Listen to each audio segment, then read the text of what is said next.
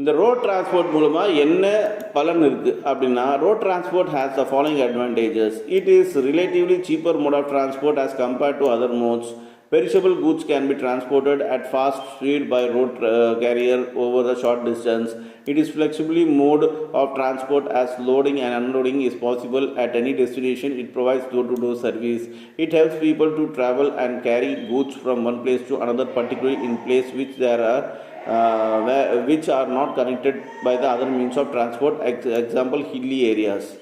So road டிரான்ஸ்போர்ட்டோட advantages என்னன்னு சொல்கிறாங்கனாக்கா, இது வந்து மற்ற டிரான்ஸ்போர்ட்டோட கம்பேர் பண்ணும்போது ரொம்ப சீப்பாக இருக்குது. அதேட்டம் ஏதாவது அழுகிய பொருட்கள், காயாக இருக்கட்டும் இல்லை அனிமல் மீட்டாக இருக்கட்டும், இதெல்லாம் பார்த்திங்கனாக்கா ஸ்பீடாக கொண்டு போகிறதுக்கு இந்த ரோட் டிரான்ஸ்போர்ட் தான் ரொம்ப யூஸ்ஃபுல்லாக இருக்குது அப்படின்னு சொல்கிறாங்க. அப்புறம் இது வந்து ஃப்ளெக்சிபிளாக இருக்குது. எங்கே வேணாலும் நம்ம கூட்ஸை லோட் பண்ணலாம், அன்லோட் பண்ணலாம், வீட்டுக்கே கூட டெலிவரி பண்ணுறதுக்கு இந்த ரோட் டிரான்ஸ்போர்ட் தான் யூஸ் ஆகுதுன்னு சொல்கிறாங்க.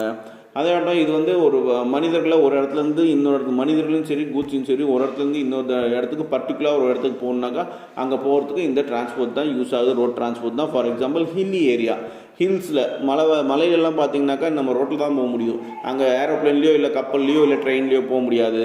ஸோ இதெல்லாமே ரோட் டிரான்ஸ்போர்ட்டோட advantages. Next 5.7 limitation of road transport. இதுலேயே ஒரு சில மைனஸ் பாயிண்ட்ஸ் இருக்குது. அது என்னென்னு பார்ப்போம்.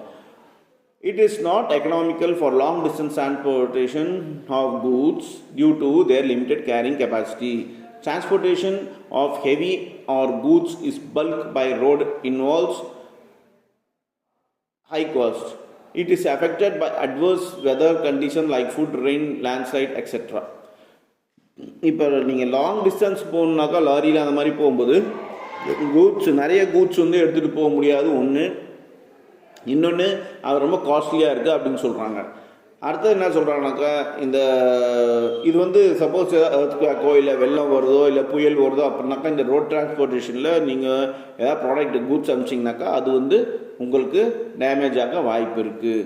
லேண்ட்ஸ்லைடு வந்தாலும் சரி, ரெயின் வந்தாலும் சரி, ஃப்ளட் வந்தாலும் சரி. ஸோ இது ஒரு 3 லிமிடேஷன்ஸ் கொடுத்துருக்காங்க.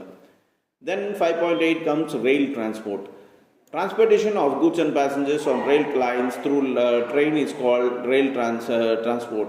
It occupies an important place in land transport system of our country and is the most dependable mode of transport to carry goods and passengers over a long distance. Besides long distance, local transports of passengers is also provided by local trains and metro trains in some metropolitan cities. Rail transport is available throughout the country except some hilly